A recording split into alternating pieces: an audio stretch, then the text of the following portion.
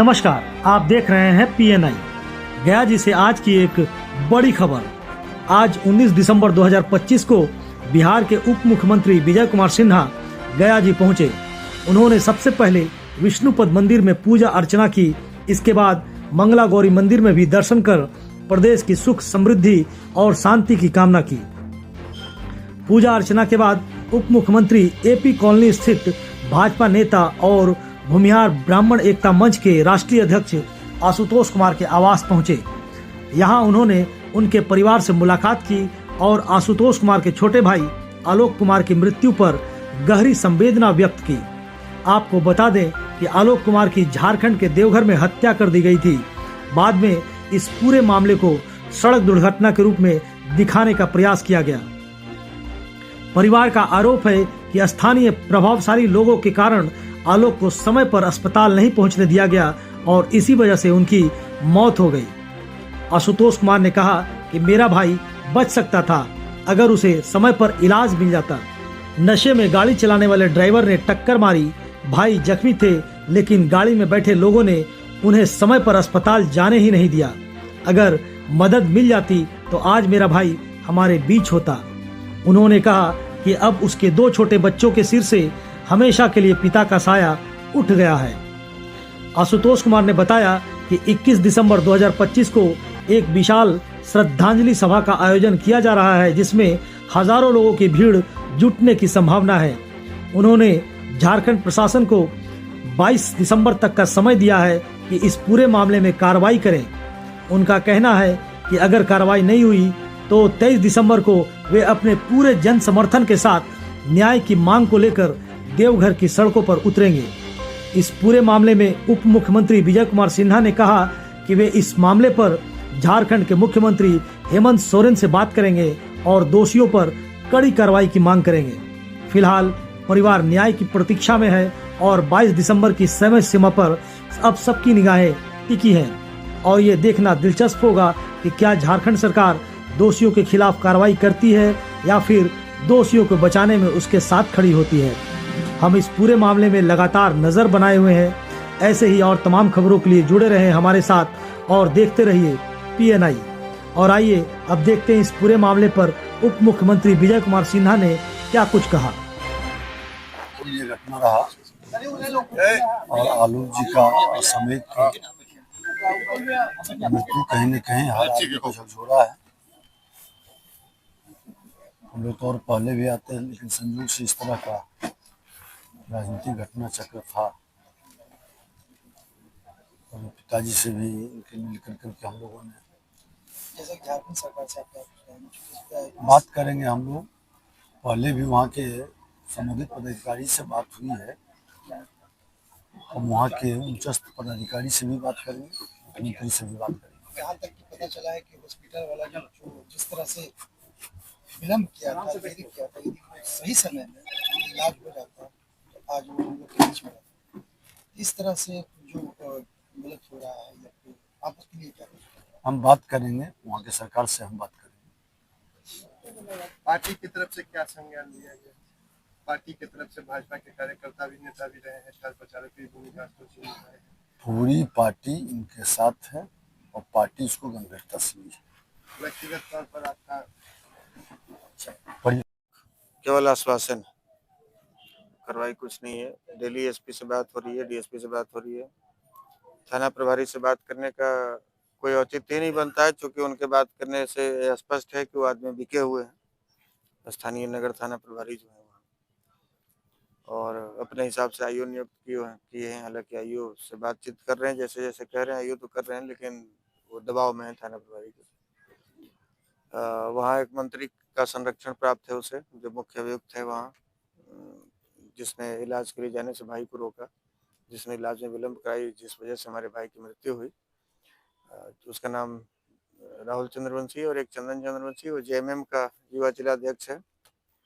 हत्या के बाद खुद को बचाने के लिए उसने जाति कार्ड भी खेलने का प्रयास किया, लेकिन हम उनके जाति के लोगों से भी अपील कर रहे हैं कि कभी भी यदि मैं गुनाहगार हूँ तो मेरे साथ बिना सोचे समझे आप जाति के नाम पर मत खड़े हों। यदि वो हत्यारा हमारी जाति से और हमारी पार्टी से होता तब भी क्या मैं उसको छोड़ देता? नहीं छोड़ता। तो उसमें जाति नहीं ढूंढिए। यदि किसी के भाई की हत्या हुई, किसी के बाप के, किसी के बेटे की हत्या हुई, किसी के पति की हत्या हुई है, तो हत्यारा कोई भी हो, आप उसके लिए न्याय की मांग कीजिए, जो जिसकी हत्या हुई है, और हत्यारों के लिए सजा की मांग कीजिए, ताकि आगे इस प्रकार के घटना की पुनरावृत्ति न हो, हत्यारों का, अपराधियों का मनोबल न बढ़े।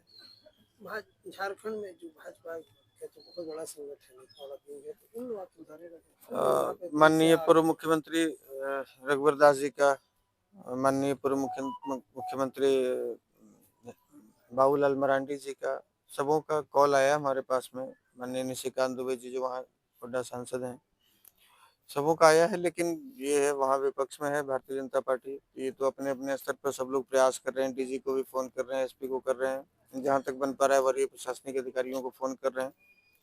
लेकिन जिनकी सत्ता होती है, और यदि सत्ता में कोई मंत्री पद पर है, और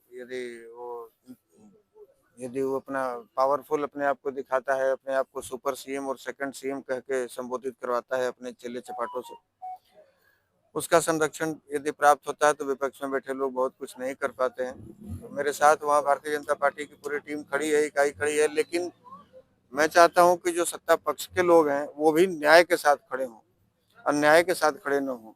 ये तो गड़बड़ हो जाएगा। मैं जब पिछले चुनाव में जब माननीय हेमंत सोरेन जी जेल में थे, उनके सीएम हाउस से मेरे पास मैसेज आया था कि कल्पना सोरेन जी गांधी विधानसभा से चुनाव लड़ रही हैं, आशुतोष जी आपको चुनाव प्रचार में आना चाहिए, ऐसे बुरे समय में उनका साथ देना चाहिए। मैं बगैर कोई सोचे समझे, मैं किसी पार्टी में नहीं था, मैं अपना संगठन चलाता था। 7 दिन तक जाकर गांधी विधानसभा में प्रचार किया।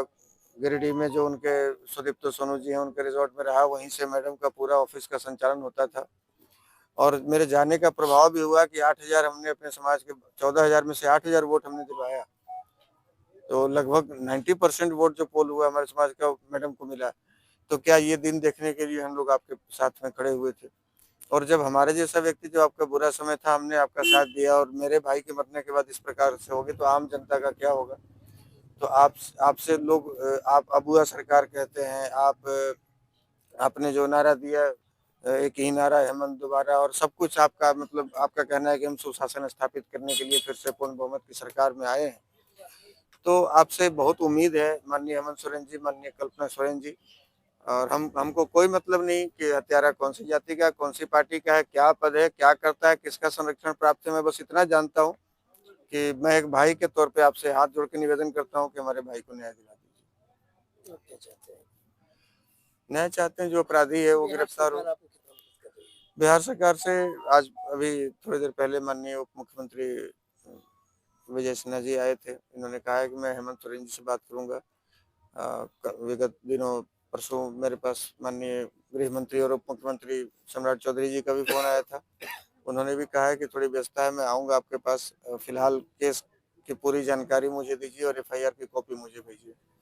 तो हमने भेजा था, उन्होंने डीजीपी से बात करी है, झारखंड डीजीपी से बात की।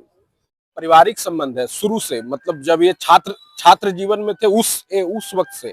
और ये आशुतोष जी के भाई का हत्या नहीं है, ये हत्या समाज का एक कर्णधार बेटा का है, जो बेटा अपने सात्विक तरीके से, सात्विक मनोभाव से अपने परिवार का संचालन कर रहा था। और झारखंड के जंगल राज के सरकार ने उस बेटा के भूमाफिया, वहां का पहाड़ माफिया, जो राहुल चंद्रवंशी ने जो हत्या जो किया है, इसको हत्या करना बोलेंगे। मन का बढ़ना, धन का बढ़ना अच्छा होता है, मन का बढ़ना अच्छा नहीं होता है। इसलिए झारखंड सरकार से माननीय हेमंत सोरेन जी से यह निवेदन है कि पूरा ब्रह्मर्षि समाज, पूरा यदुवंशी समाज और पूरे मानव जाति समाज गया से, मगध से आपसे निवेदन करता है, बिहार से, कि आप आशुतोष जी के भाई को न्याय आप दिलाइए, ताकि समाज में ऐसी घटना दोबारा नहीं हो। आपका कोई भी झारखंड का पहाड़ माफिया, बालू माफिया, शराब माफिया इस तरह का निंदनीय घटना किसी भी व्यक्ति पर करने का दुस्साहस नहीं करे। राहुल रंजन, भाजपा नेता।